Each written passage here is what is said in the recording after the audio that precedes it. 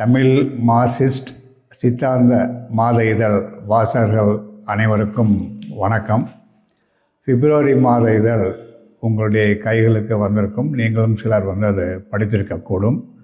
அதில் வந்திருக்கின்ற கட்டுரைகள் தொடர்பாக சில முக்கியமான சுருக்கமான அம்சங்களை உங்களுடைய கவனத்திற்கு நான் கொண்டு வருவதற்காக விரும்புகிறேன் தோழர்களே.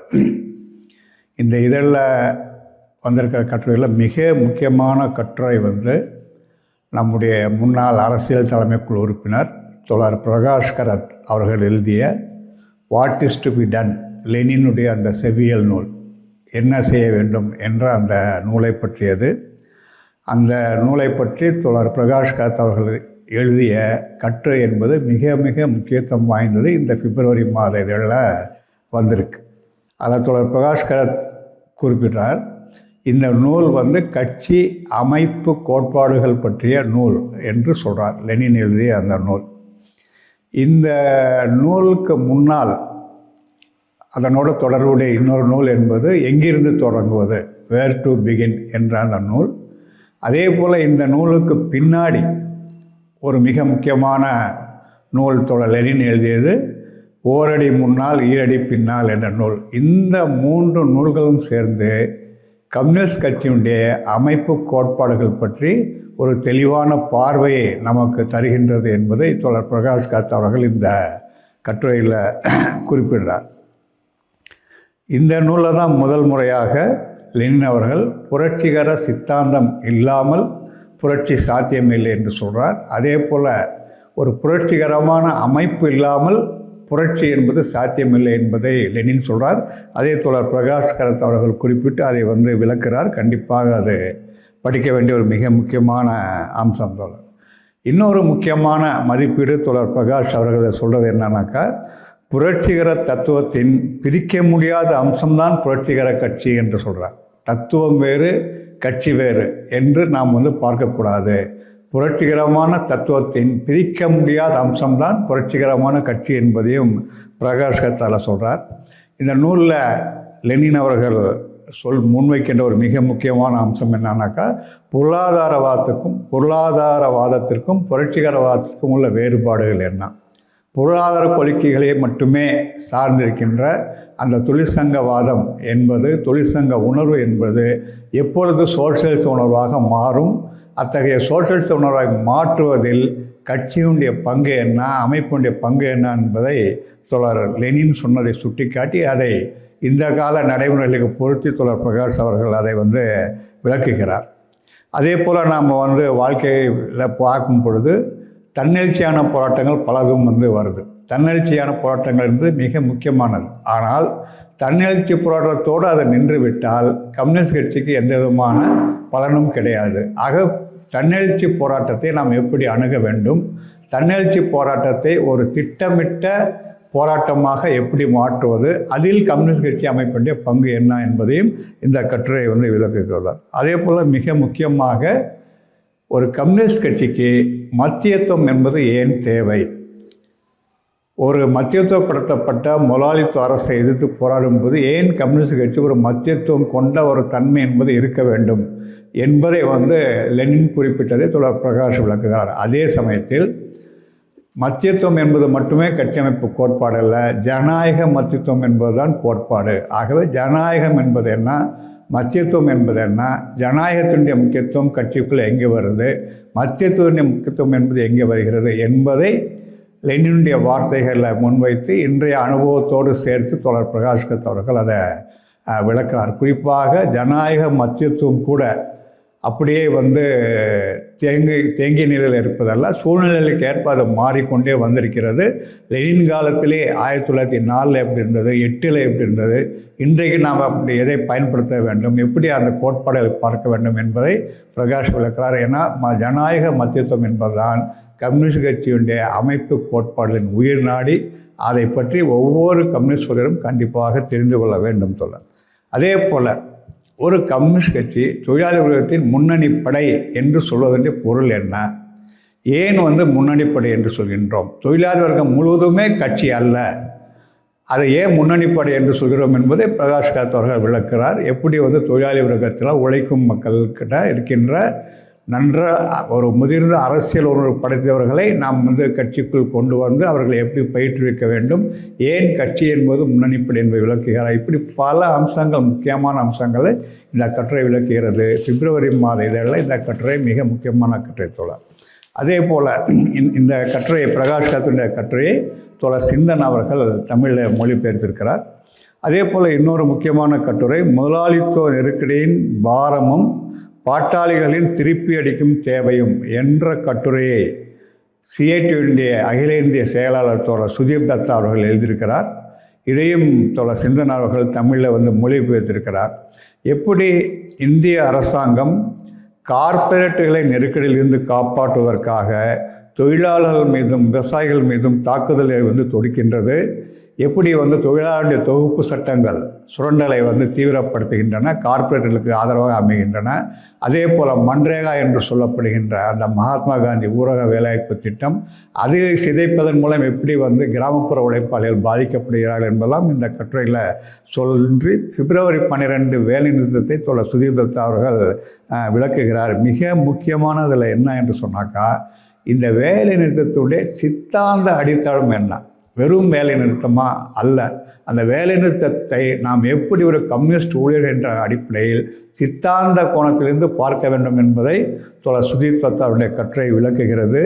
அதே போல் எத்தனை நாட்களுக்கு தான் நம்ம தற்காப்பு நிலையில் இருக்கும் தொழிலாளி வர்க்கம் அல்லது விவசாயிகள், உழைக்கும் வர்க்கம் எவ்வளோ நாட்களுக்கு தான் தற்காப்பு நிலையில் டிஃபென்சிவில் இருக்கும், நம்ம அஃபென்சிவ் எடுக்க வேண்டாமா, நம்ம எதிர்த்தாக்குதலுக்கு போக வேண்டாமா என்ற ஒரு மிக முக்கியமான கேள்வியை தோழர் சுதீப் தத்தா எழுப்பி, இதில் எப்படி தொழிலாளி வர்க்க ஒற்றுமையை, விவசாய வர்க்க ஒற்றுமையை, அனைத்து உழைப்பாளரின் ஒற்றுமையை உருவாக்க வேண்டிய தேவையை சொல்கிறார்.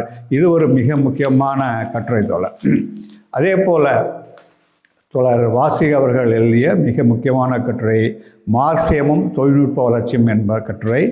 இன்றைக்கு தொழில்நுட்ப வளர்ச்சி என்பது எந்த அளவிற்கு வந்திருக்கிறது என்பது நமக்கு தெரியும். குறிப்பாக ரொபாட்டிக்ஸ் என்பது, அதே போல் ஏஐ, ஆர்டிஃபிஷியல் இன்டெலிஜென்ஸ் சொல்லப்படுகின்ற செயற்கை நுண்ணறிவு, இந்த அறிவியல் தொழில்நுட்ப முன்னேற்றங்களை நாம் எப்படி பார்ப்பது, இதை நாம் எதிர்ப்பதா இல்லை ஆதரிப்பதா என்ற மிகப்பெரிய கேள்வி நம் முன்னால் இருக்கிறது.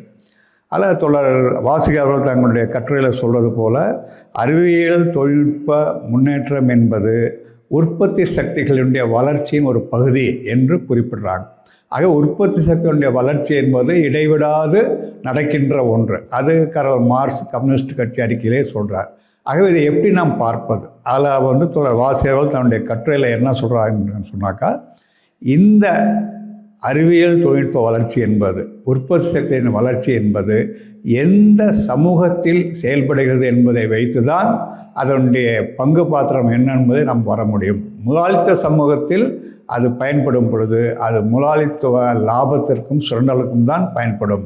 ஆனால் சோசியலிச சமூகத்தில் இதே தொழில் வளர்ச்சி என்பது, அறிவியல் தொழில்நுட்ப வளர்ச்சி என்பது அது மக்களுக்கு பயன்படும், சமூகத்துக்கு பயன்படும். அந்த அடிப்படை வேறுபாடை, சித்தாந்த வேறுபாடை தோழர் வாசிக அவர்கள் இந்த கட்டுரையில் குறிப்பிடுவார் என்பது மிக முக்கியமான அம்சம் தோழர். பொதுவாக முதலாளித்துவ சமூகத்தில் இத்தகைய வளர்ச்சிகள், தொழில்நுட்ப வளர்ச்சிகள் என்பது முதலாளித்துவ சுரண்டலுக்கு தான் பயன்படும். அப்போது நாம் அந்த சுரண்டலை எதிர்த்து எத்தகைய நடைமுறைகள், கோரிக்கைகள் உருவாக்க வேண்டும் என்பதை, அதனுடைய முக்கியத்துவம் குறித்து இந்த கட்டுரை குறிப்பிடுகிறது. குறிப்பாக உதாரணம் சொல்கிறதுனாக்கா, ஜொமோட்டோ, ஸ்விக்கி போன்ற இந்த டெலிவரி ஆப்ஸ் மூலமாக செயல்படுறது அது ஒரு தொழில்நுட்ப வளர்ச்சி. இதில் நுகர்வாளர்களுக்கு பயன் இருக்குது. ஆனால் அதனுடைய ஊழியர்களுக்கு என்ன பிரச்சனை, அந்த ஊழியர்களுக்கு ஏதாவது பலன் இருக்கிறாருன்னா நிச்சயமாக என்பது பலன் கிடையாது. இன்றைக்கு அவர்களை ஒரு தொழிற்சங்கமயம் ஆக்குவதற்காக நாம் கடுமையாக முயற்சி எடுத்துக்கொண்டிருக்கிறோம். ஆனால் அவர்கள் அதில் மிகவும் சுரண்டப்படுகின்ற தொழிலாளர்கள் இருக்கிறார்கள். அது எப்படி தொழில்நுட்ப வளர்ச்சி அந்த உழைப்பாளிகளை பாதிக்கிறது என்று கட்டுரை குறிப்பிடுகிறது. அதே போல் செயற்கை நுண்ணறிவு என்பதும் அதே போல தான். ஆகவே இதில் நாம் பார்க்கும் பொழுது புதிய வேலைவாய்ப்புகளை உருவாக்குறது என்று முதலாளித்துவ சித்தாந்தவாதிகள் சொல்கிறாங்க. உண்மை, சில புதிய வேலைவாய்ப்புகளை உருவாக்குது. ஆனால் இதன் காரணமாக இழக்கின்ற வேலைவாய்ப்புகள் எவ்வளவு? ஒரு புதிய வேலைவாய்ப்பு உருவாக்கப்பட்டால் கிட்டத்தட்ட 4 அல்லது 5 ஏற்கனவே இருக்கின்ற வேலைவாய்ப்புகள் இதில் பறிபோகின்றன. எனவே வேலை இழப்புகள் என்பது இதனுடைய மிகப்பெரிய விளைவாக இருக்கிறது என்பது இந்த கட்டுரை விளக்குகிறது தோழர். அதே போல் நம்முடைய தரவுகளை திருடுவது என்பது இந்த தொழில்நுட்பத்தின் மூலமாக, குறிப்பாக ஏஐ மூலமாக இந்த நம்முடைய பல தரவுகள், தனிப்பட்ட தரவுகள் கூட திருடப்படுவதற்கான ஒரு ஆபத்து என்பது உருவாகிறது. இந்த ஏஐ தொழில்நுட்பத்தை இன்றைக்கு இருக்கின்ற சாதியவாத சக்திகள், மதவாத சக்திகள் எப்படி தங்களுடைய தவறான கொள்கைகளுக்கு அதை பயன்படுத்திக் கொள்கின்றனர். குறிப்பாக பெண்களுக்கு எதிராக இந்த தொழில்நுட்பம் எப்படி பயன்படுத்தப்படுகின்றது, விளிம்பு நிலை மக்களுக்கு எதிராக எப்படி பயன்படுத்துகிறது என்பதெல்லாம் தொடர் வாசுகி அவர்கள் இந்த கட்டுரையில் குறிப்பிடுகிறார். இந்த கட்டுரை பிப்ரவரி மாதத்தில் இருக்கின்ற ஒரு மிக முக்கியமான கட்டுரை என்பது உங்களுடைய கவனத்திற்கு நான் கொண்டு வரேன் தோழர். அதே போல் கம்யூனிஸ்ட் கட்சியினுடைய பல்வேறு தளங்களை நீங்கள் பார்த்தீங்க என்று சொன்னால், ஸ்ட்ராட்டஜி, டாக்டிக்ஸ் என்ற இந்த 2 வார்த்தைகள் தமிழில் தொலைநோக்கு உத்தி அல்லது மூல உத்தி என்று சொல்வது ஸ்ட்ராட்டஜி. டாக்டிக்ஸ் என்பது நடைமுறை உத்தி என்று நாம் சொல்கின்றோம். ஆகவே இந்த மூல உத்தி, நடைமுறை உத்தி, இதற்குள்ள இருக்கின்ற தொடர்புகள் என்பது என்ன, இதை எப்படி பார்க்க வேண்டும் என்பதை பற்றி சுருக்கமாக லெனின் அவர்கள் ஒரு நல்ல கட்டுரையை எழுதியிருக்கிறார். நம்முடைய கட்சி திட்டத்தையே நீங்கள் எடுத்துக்கொண்டால் தோழர் லெனின் அவர்கள் உதாரணத்தை சொல்கிறார். நம்முடைய இலக்கு மக்கள் ஜனநாயக புரட்சி என்பது நமக்கு மூல உத்தி, அதை நம்ம ஸ்ட்ராட்டஜி என்று சொல்கிறோம். அந்த மக்கள் ஜனநாயக புரட்சியை நோக்கி செல்லும் பொழுது நாம் பல நடைமுறை உத்திகளை உருவாக்க வேண்டிய அவசியம் என்பது வரும். அதில் இடது ஜனநாயக முன்னணி உருவாக்குவது என்பது ஒரு நடைமுறை உத்தி. மதவாத சக்திகளுக்கு எதிராக ஒரு பரந்துபட்ட மேடை உருவாக்குவது என்பது அது ஒரு நம்முடைய நடைமுறை உத்தி. இப்படி அதை நோக்கி செல்லும் பொழுது நடைமுறை உத்தியினுடைய முக்கியத்துவம் என்ன? நடைமுறை உத்தி என்பது நம்முடைய இயக்கம் வளர்வதற்கு ஏற்ப இருக்கலாம், அல்லது நம்முடைய இயக்கம் பின்னோக்கி போகின்ற சூழல் ஏற்ப இருக்கலாம். அந்த நடைமுறை உத்தி மாறுபடலாம். ஆனால் மூல உத்தி என்பது மக்கள் ஜனநாயக புரட்சி தான். இந்த 2க்கும் உள்ள உறவுகளை, தொடர்புகளை தொடர் லெனினுடைய கட்டுரை, லெனினுடைய கட்டுரை விளக்குகிறது என்பது தொடர். அதே போல் இன்னொரு சுருக்கமான கட்டுரை சிங்காரவேலர், என்றும் ஜொலிக்கும் சிவப்பு நட்சத்திரம். தொடர் சிங்காரவேலர்களை சொல்ல வேண்டிய அவசியம் இல்லை. இந்தியாவுடைய முதல் கம்யூனிஸ்ட், தமிழ்நாட்டில் முதலாக உருவான ஒரு மிக மகத்தான கம்யூனிஸ்ட். அவர் ஒரு பொது உடைமைவாதியாகவும் இருந்தார், சுயமரியாதை இயக்கத்திலும் அவர் கலந்திருந்தார். இந்த 2ம் இணைந்து வலுவாக செயல்பட்டது என்பவருடைய தனித்தன்மை. அதை பற்றிய ஒரு சுருக்கமான கட்டுரையும் அதில் வந்திருக்கிறது. அதே போல் கப்பற்படை புரட்சி பிப்ரவரி 18, 25 அதுதான் இந்த கப்பற்படைச்சின காலகட்டம். அதுக்காக தான் இந்த கட்டுரை இந்த இதில் வெளியிடப்பட்டிருக்கு. கப்பற்படை புரட்சி என்பது நம்முடைய இந்திய விடுதலை போராட்டத்தோடு மிக முக்கியமான தொடர்புடைய ஒன்றாகும். இன்னும் சொல்லப்போனால் கப்பற்படை புரட்சி தான் நமக்கு விடுதலையை விரைவாக வாங்கி தந்தது. ஆகவே இந்த கப்பற்படை புரட்சி என்பது மிக முக்கியம்.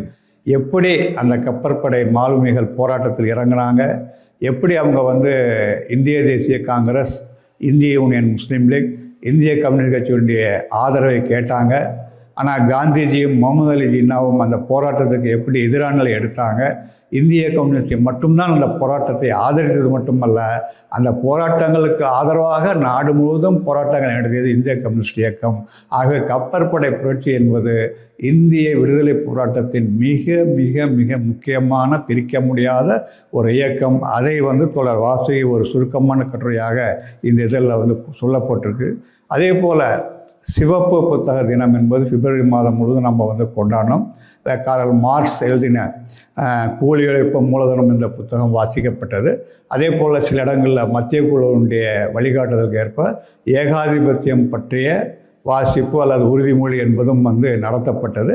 இந்த இதழில் கூலி உழைப்பும் மூலதனமும் குறித்த ஒரு சிறு குறிப்பு மார்க்சிய அரசியல் புலர் ஆய்வாளர் வெங்கடேஷ் ஆத்ரே அவர்கள் எழுதின இந்த ஒரு குறிப்பும் என்பது இருக்குது. அந்த குறிப்பை நீங்கள் எடுத்து வைத்துக் கொள்வது என்பது மிக மிகவும் பயன்படும். நீங்கள் அந்த குறிப்பை படிக்க வேண்டும், பயன்படுத்திக் கொள்ள வேண்டும் என்று நான் கேட்டுக்கொள்கிறேன். அதே போல் பிப்ரவரி 1 பட்ஜெட் என்பது தாக்கல் செய்யப்பட்டது. அந்த பட்ஜெட் குறித்தும் வெங்கடேஷ் ஆத்ரே அவர்கள் ஒரு நல்ல கட்டுரையை எழுதியிருக்கிறார்.